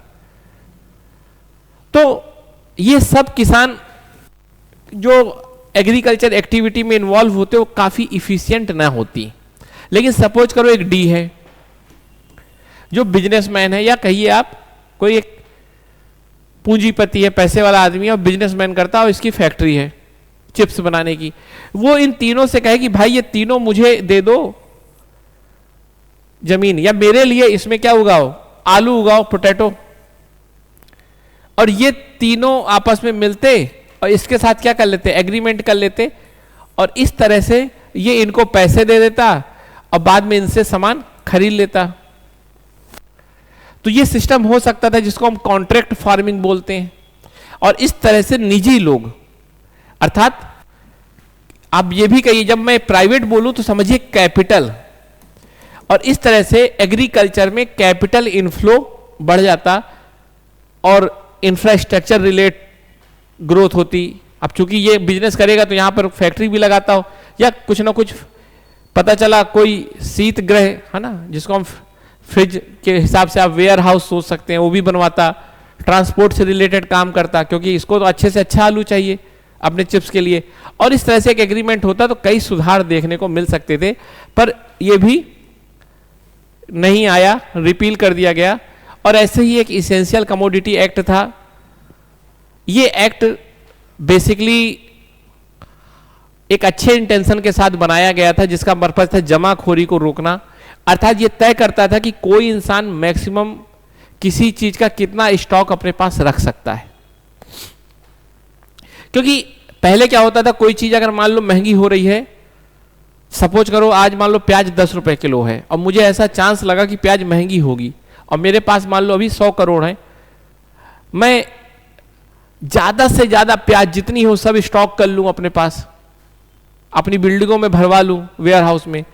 और अगर रखवा लूंगा तो प्याज मार्केट में कम हो जाएगी, जैसे मार्केट में कम होगी प्याज महंगी होगी, 20 रुपए से 50 रुपए, 50 से 100, 120 रुपए किलो, पता चला 150 रुपए किलो हो जाएगी, वही प्याज मैं बेच दूंगा, तो फायदा होता।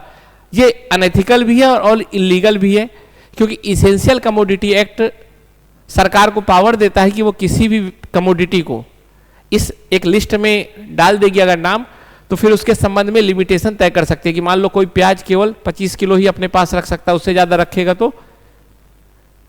इस कानून का इंटेंशन सही था, पर इस कानून ने कहीं ना कहीं प्राइवेट सेक्टर में एक डर पैदा किया, क्योंकि प्राइवेट सेक्टर अगर फूड प्रोसेसिंग इंडस्ट्री को बढ़ावा देना चाहता है या एग्रीकल्चर प्रोडक्ट को खरीद के रखेगा, फ्यूचर में कुछ उससे बनाएगा, अब उसको डर है कि कब कोई लिस्ट में नाम आ जाए और हमें अपनी गोदाम से सामान निकालना पड़े, फिर ये करना पड़े, का बवाल है। तो भारत में कहीं ना कहीं इस कानून ने वेयर हाउस इंफ्रास्ट्रक्चर को बहुत हर्ट किया। अर्थात हमने स्टोरेज सिस्टम पे ज्यादा प्राइवेट सेक्टर को इन्वॉल्व नहीं किया, या कैपिटल जो इनफ्लो हो सकता था प्राइवेट सेक्टर का इस सेक्टर में, स्टोरेज सेक्टर में, वो हमने रोक दिया। और उसका रिजल्ट ये आया कि आज भारत में क्राइसिस है, स्टोरेज क्राइसिस। भारत में 20 से 30% जो भी हम फूड मतलब वो एग्रीकल्चर प्रोडक्शन होता है वो बर्बाद हो जाता है। आप देखते होंगे पानी बरस रहा है, रेलवे में हजारों बोरियां रखी हैं गेहूं की, बर्बाद हो रहा है, चूहे खा रहे हैं। ये सब आपने नॉर्मली न्यूज में देखा होगा बरसात के टाइम पे, या जब भी आप किसी गाड़ी से रेलवे ट्रैक से उतरते होगे, देखते होगे तो मालगाड़ी और उसके बगल में कई सारे आपको गेहूं की बोरियां रखी मिलेंगी, वेस्ट हो रही होंगी, चावल की बोरियां वेस्ट हो रही होंगी। वो सब यही कारण है। और कहने का मतलब यह है कि एग्रीकल्चर को हमने इतना रिस्ट्रिक्टेड रखा कि प्राइवेट सेक्टर डरता रहा, उसमें कभी इन्वॉल्व नहीं हुआ, और इन्वॉल्व नहीं हुआ तो कैपिटल का इन्फ्लो नहीं हुआ और समस्या बढ़ी। और इसी सबको हमने खत्म करने की कोशिश की, पर वो कोशिश भी नाकाम हुई। लेकिन तब भी हमने कुछ उसमें सुधार किया, जिसमें से एक सुधार है NAM, NAM, national agriculture market. और हमने एक राष्ट्रीय कृषि बाजार बनाने की कोशिश की, राष्ट्रीय कृषि बाजार बनाने की कोशिश की। अब आप इसको पढ़िएगा कैसे है।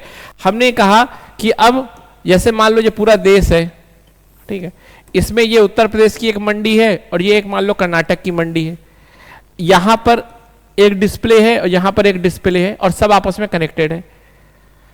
यहां का किसान ये पूछ सकता है, देख सकता है कि यूपी में क्या रेट है, मान लो चला राइस का, अगर पता चला राइस 1 kg राइस 20 रुपए का है और यहां 1 kg राइस मान लो 10 रुपए का है, तो इसको लगेगा यहां मत बेचा जाए, इधर बेचे तो अच्छा रहेगा। तो कहीं ना कहीं डिजिटल इंफ्रा का यूज करते हुए हमने पूरी कृषि मंडियों को आपस में जोड़ने की कोशिश की, ताकि किसानों को अच्छी आय मिले और कंपटीशन बढ़े। तो नैम इसी का एक कोशिश की गई। और भी हमने कई ऐसे कोशिश की, जैसे फार्मर प्रोड्यूसर ऑर्गेनाइजेशन बनाए हमने, FPO। इसमें भी हमने कोशिश की कि कुछ किसान आपस में मिले, संगठन बनाए और बैंक से लोन लें, अर्थात कैपिटल का इनफ्लो बढ़े और चीजें हो। तो एग्रीकल्चर सेक्टर में और भी रिफॉर्म हुए। हमने APMC मंडी को भी फिर सुधारा और किसानों को थोड़ी आजादी दी अपने प्रोडक्ट को लेकर बेचने की। इस तरह से एग्रीकल्चर में LPG 2.0 के तहत काम करने की कोशिश हुई और कुछ काम भी हुए। अभी जो हमने पहला LPG देखा था, जनरेशन फर्स्ट देखा था, उसमें ये सब हमने चीजें नहीं देखी थी। इस तरह हमने देखा। अब दूसरी बात अगर हम करें इकोनॉमी की, तो इकोनॉमी में बेसिकली क्या किया हमारे गवर्नमेंट ने। सबसे पहले हम बात करेंगे PSU की। तो हमने जो सबसे मेन काम किया वो काम किया स्ट्रेटेजिक डिसइन्वेस्टमेंट।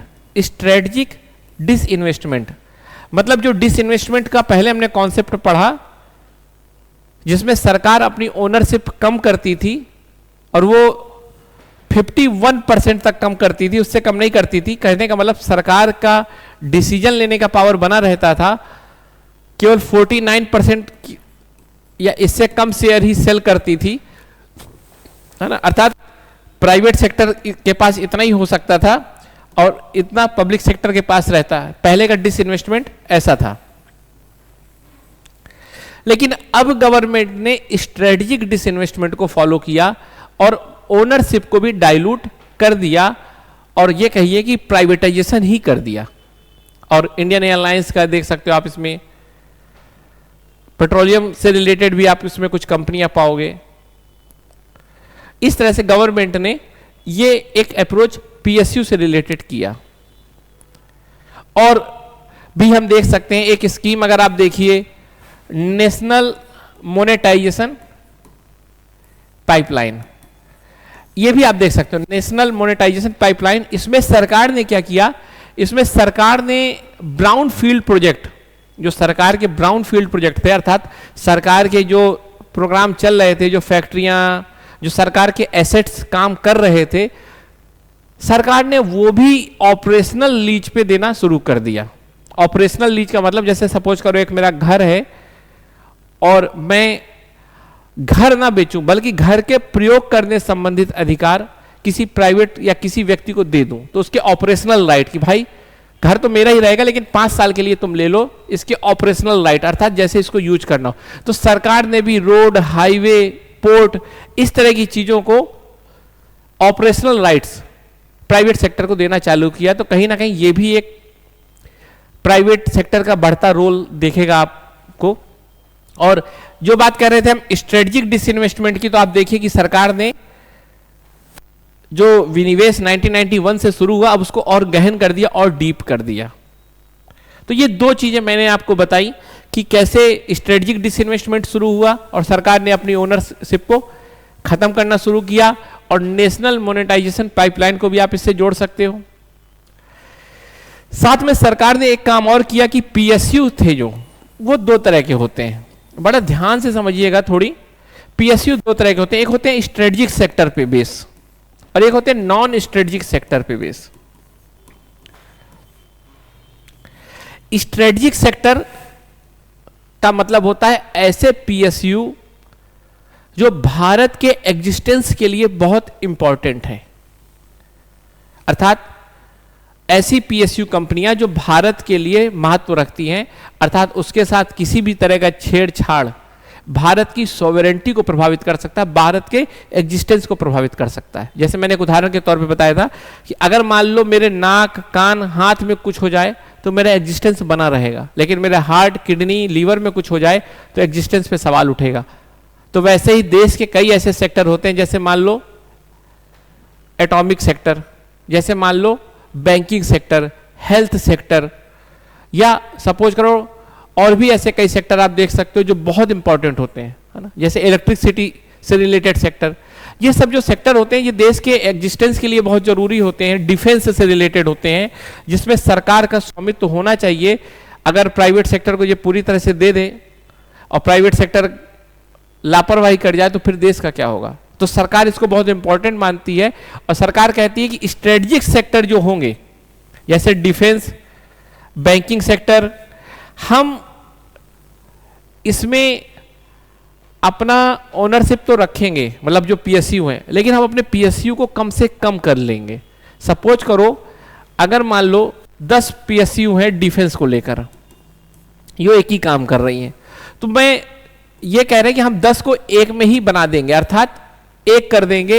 जो खराब हो रही होंगी उनको बेच देंगे प्राइवेट सेक्टर को, या बंद कर देंगे, या जो सबसे मजबूत है उसके साथ उसको इंटीग्रेट कर देंगे। तो कहने का मतलब 10 होंगे, हर में 1,000 लोग काम करते होंगे, 10,000 लोग काम कर रहे होंगे, तो ओवरबर्डन होगा, ओवर स्टाफ होगा, एक्सपेंडिचर ज्यादा हो रहा होगा। तो कहने का मतलब सरकार ने कहा कि हम जितने खराब होंगे उनको बेच देंगे, या सबको आपस में मिला के केवल एक एक रखेंगे, और इससे क्या होगा, स्केल ऑफ इकोनॉमी बढ़ेगी, इफिशियंसी बढ़ेगी। जैसे सपोज करो मेरी 2 कोचिंग सेंटर हो, तो मुझे कई प्यून रखने पड़ेंगे, कई चौकीदार रखने पड़ेंगे, कई डिजिटल जो टेक्निकल काम हैंडल करता है उसको रखना पड़ेगा। लेकिन मान लो मैं दोनों को एक साथ कर दूं तो क्या होगा, मेरी एक्सपेंडिचर कम हो जाएंगे, मेरी इफिशियंसी बढ़ जाएगी, है ना। अगर मैं कर सकता तो मैं कर दूं। तो ऐसे ही हुआ, तो सरकार ने पीएसयू में कहा कि जो स्ट्रेटेजिक सेक्टर के पीएसयू हैं, जिससे हम खुद को पूरी तरह से अलग नहीं कर सकते, जो देश के लिए जरूरी है, पर उसमें भी हम सुधार करेंगे। सुधार कैसे करेंगे, सुधार ऐसे करेंगे कि जो इंपॉर्टेंट बचेगा एक रखेंगे हम, अर्थात खुद को हम कम से कम करेंगे और इफिशियंसी बढ़ाएंगे, अकाउंटेबिलिटी बढ़ाएंगे, ट्रांसपेरेंसी बढ़ाएंगे। इस तरह की बात करना कहा गया। डिसइन्वेस्टमेंट पॉलिसी जो थी 2014 के बाद, वो ऐसा था कि स्ट्रेटेजिक सेक्टर में हम ऐसे काम करेंगे। तो जैसे डिफेंस की अगर 10 है पीएसयू, तो हम उनको एक कर देंगे, और आप कई उदाहरण ऐसे देख सकते हो। तो कहने का मतलब खुद को कम किया जा रहा है, और जो ओवर स्टाफ था उसको हटाया जा रहा है, जो ओवर बर्डन था उसको हटाया जा रहा है, और ये प्राइवेटाइजेशन कहीं ना कहीं दिखता है। प्राइवेटाइजेशन का मतलब ये भी समझा करो कि सरकार अपना रोल कम कर रही है, जितना जरूरी है बस उतना। और जो नॉन स्ट्रेटेजिक सेक्टर है उसमें तो मैंने आपको बताया कि डिसइन्वेस्टमेंट इतना कर दिया जाएगा कि पूरी तरह से ओनरशिप ही डाइल्यूट कर दी जाएगी। तो यहां स्वामित्व तो रहेगा, पर पीएसयू की संख्या कम की जाएगी, खराब पीएसयू को बंद किया जाएगा या मर्ज किया जाएगा। लेकिन यहां तक सरकार ने कहा हम पूरा का पूरा प्राइवेट सेक्टर को दे देंगे। और याद रखिएगा मैंने 2 शब्द बोले, एक शब्द बोला स्ट्रेटेजिक डिसइन्वेस्टमेंट, वो इन्वेस्टमेंट से रिलेटेड था जिसमें 51 से ज्यादा भी प्राइवेट सेक्टर को हम इन्वॉल्व करेंगे। लेकिन स्ट्रेटेजिक सेक्टर की जो बात की गई वो अलग चीज है, अर्थात स्ट्रेटेजिक सेक्टर में स्ट्रेटेजिक डिसइन्वेस्टमेंट नहीं करेंगे, ऐसा भी आप समझ सकते हो। क्लियर? फिर आगे चलते हैं। और क्या हुआ, पीएसयू की तो बात हमने कर दी टोटल। अब बात करते हैं प्राइवेट सेक्टर में। तो सरकार ने प्राइवेट सेक्टर में जो एलपीजी 2.0 के तहत काम किया,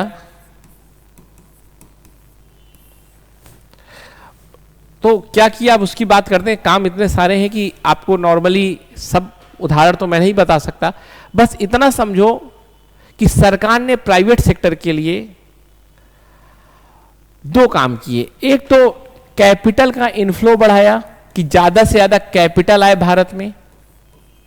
भारत में जब कैपिटल आएगा तो ज्यादा से ज्यादा बिजनेस होगा, और साथ में कहा कि बिजनेस करना अब सरल भी हो जाए, तो ईज ऑफ डूइंग बिजनेस, अर्थात कैपिटल आए और लोग आराम से बिजनेस कर सकें। भाई कैपिटल हो लेकिन बिजनेस करना ही भारत में कठिन हो तो कहां हो पाएगा। अब अफगानिस्तान में कितना भी कैपिटल हो, बिजनेस ही करना मुश्किल है। इनस्टेबिलिटी, पॉलिटिकल सिक्योरिटी रिलेटेड कई ऐसे हैं। तो भाई देश में पैसा होना पर्याप्त नहीं है, देश में उसका माहौल भी होना चाहिए।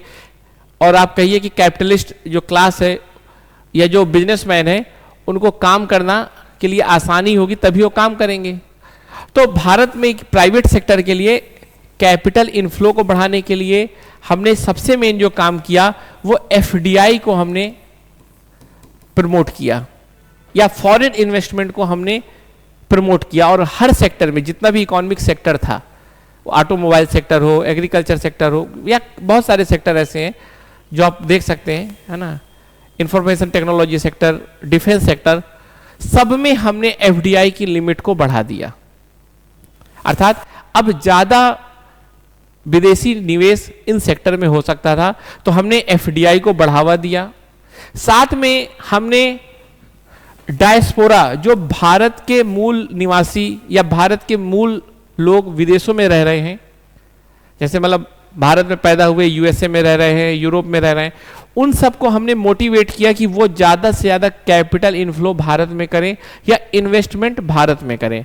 हमने डायस्पोरा को एज ए लोकल एम्बेसडर की तरह यूज किया, या इकोनॉमिकल एम्बेसडर, कल्चरल एम्बेसडर के तौर पे यूज किया, और कहा कि ज्यादा से ज्यादा भारत में पैसा भाई लगाओ ताकि भारत आगे बढ़े। और इसका एक उदाहरण आप देख सकते हो, मेक इन इंडिया। हमने मेक इन इंडिया के तहत लोगों को कहा कि भारत एक फॉरेन इन्वेस्टमेंट को लेकर एक अच्छा डेस्टिनेशन है, और हमने एफडीआई को अट्रैक्ट किया और एफडीआई आया भी। अगर आज विश्व के जो सबसे ज्यादा टॉप एफडीआई को लेकर अट्रैक्टिव डेस्टिनेशन है उसमें भारत आता है। तो इस तरह आप देख सकते हो कि हमने ईज ऑफ डूइंग बिजनेस को बढ़ावा किया। और इसको आप देख सकते हो कि जो वर्ल्ड बैंक की लास्ट रिपोर्ट थी, अब तो नहीं आती ease of doing business report, लेकिन उस लास्ट में हम 63 नंबर पे आ गए, जो कि भारत ने अमूल चूल सुधार करके खुद को लाया। अब जैसे उदाहरण के लिए मैं आपको बताऊं कि भारत ने क्या क्या सुधार किए। सपोज करिए सबसे मेन सुधार आप देखोगे जीएसटी। भारत में एक टैक्स टेररिज्म था, मतलब टैक्स के नाम पर लोग डरते थे, खासकर बिजनेसमैन।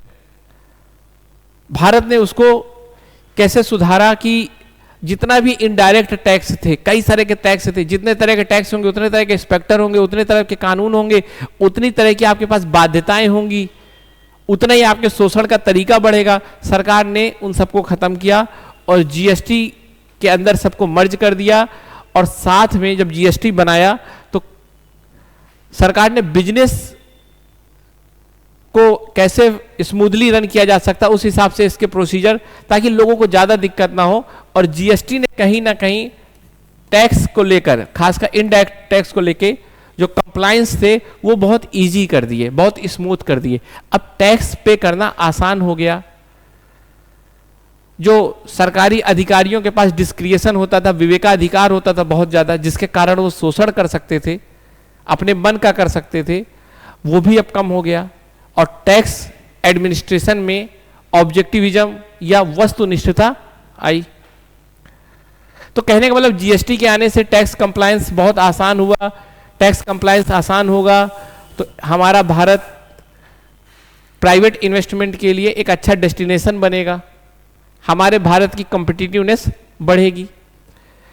और भी अगर आप देखिए तो इंसॉल्वेंसी एंड बैंकरप्सी एक्ट, ये भी एक बहुत इंपॉर्टेंट कानून है जो भारत में ईज ऑफ डूइंग बिजनेस को बढ़ाता है, कॉम्पिटिटिवनेस को बढ़ाता है। कहा जाता है कि भारत में कोई इकोनॉमिक एक्टिविटी में एंट्री करना तो आसान था, लेकिन उससे निकलना बहुत कठिन था। और मान के चलिए, जैसे मान लो मैं कोई बिजनेस करता हूं, कहीं पर 50 करोड़ लगाता हूं और पूरा एक सेटअप स्टैब्लिश करता हूं, और मुझे फेल होता हुआ दिख रहा होता है बिजनेस, तो मेरा मन होता है कि इस बिजनेस को मैं बंद कर दूं। आपको लग रहा होगा कि आपकी मर्जी है तो बंद कर दो, पर ऐसा नहीं। कई तरह के ऐसे कानून होते हैं, बाध्यताएं होती हैं। तो भारत में बिजनेस करना आसान है, लेकिन उसको बंद करना बहुत कठिन था। और पता चला, सपोज करिए कि मैंने 2024 में 50 करोड़ लगाया, 2026 में मुझे ये पता चल गया कि भाई घाटा हो सकता है तो मैं बंद कर दूं, और चलो मैं उसको बेचता तो मुझे मान लो 45 करोड़ रुपए मिल जाते।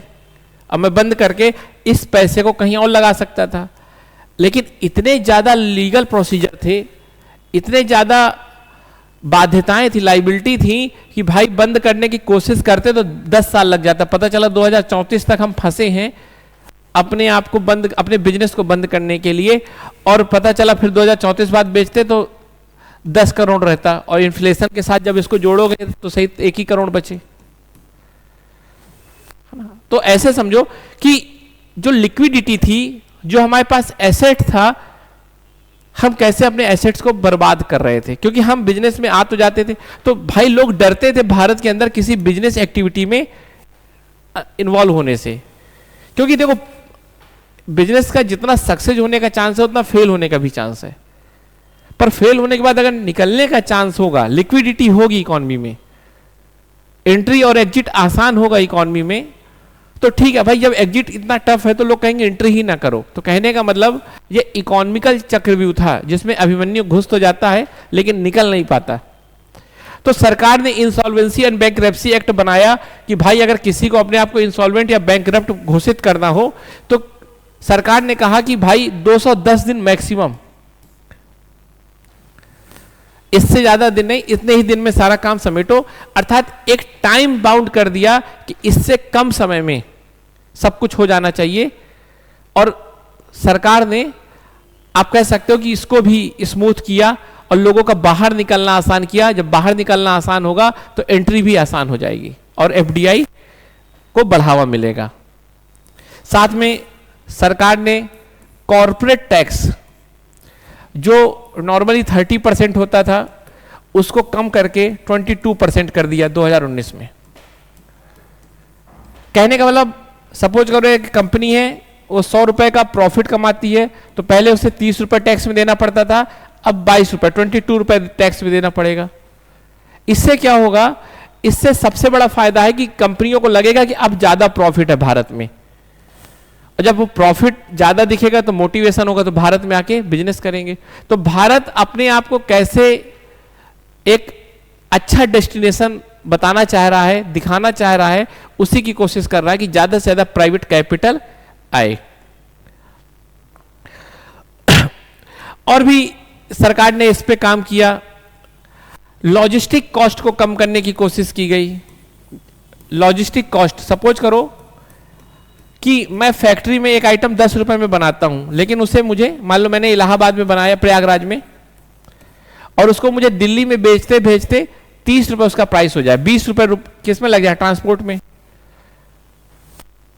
तो 10 रुपए का आइटम बेचने के लिए मैंने दिल्ली भेजा, वो 20 रुपए उसमें लग गया जाने आने में, सब कुछ आना जाना, उसको लोड करना अनलोड करना।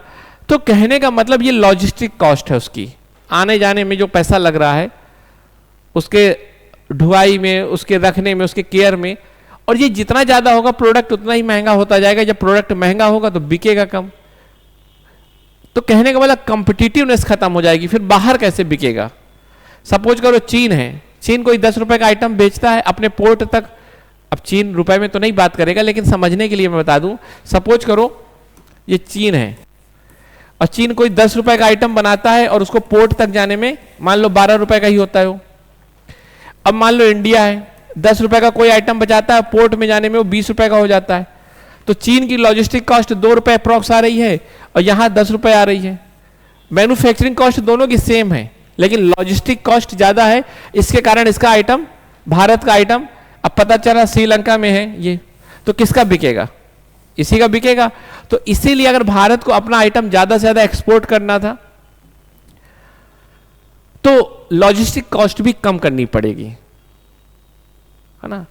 अब एक बात बताओ, कोई बिजनेसमैन है, मान लो वाईटी मैं ही हूं, चाइना में अगर अपनी फैक्ट्री लगाऊंगा तो ज्यादा आइटम बिकेगा कि इंडिया में अपनी फैक्ट्री लगाऊंगा तो ज्यादा आइटम बिकेगा? ऑब्वियस सी बात है चाइना में, तो मैं चाइना में इन्वेस्टमेंट भी फिर करूं, फैक्ट्री भी वहां लगाऊं। तो आपको पता चल गया कि कैसे लॉजिस्टिक कॉस्ट आपके एक्सपोर्ट को भी कम करता है, इन्वेस्टमेंट को भी कम करता है। तो इसीलिए हमने लॉजिस्टिक कॉस्ट को कम करने के लिए एक नेशनल लॉजिस्टिक पॉलिसी बनाई। ज्यादा से ज्यादा हमने इसको डिजिटल इंफ्रा के साथ इंटरलिंक किया। और आप देखो इसी में एक योजना आप पढ़ोगे, सागरमाला, भारतमाला या फास्ट टैग। तो ये सब जो हम काम कर रहे हैं, जिसमें हम सड़क अच्छे से अच्छी बना रहे हैं, अच्छे से अच्छे पोर्ट बना रहे हैं, ये सब कहीं ना कहीं लॉजिस्टिक कॉस्ट को कम करने की एक कोशिश है। फास्ट टैग ताकि जल्दी से जल्दी गाड़ियां निकले, हाईवे है ना स्मूथ रहें, हमने इंफ्रास्ट्रक्चर भी अच्छा बनाया, रोड अच्छी बनाई। तो ये सब कहीं ना कहीं भारत के एलपीजी 2.0 को दिखाता है। अब चलो बात करते हैं गवर्नेंस सेक्टर में।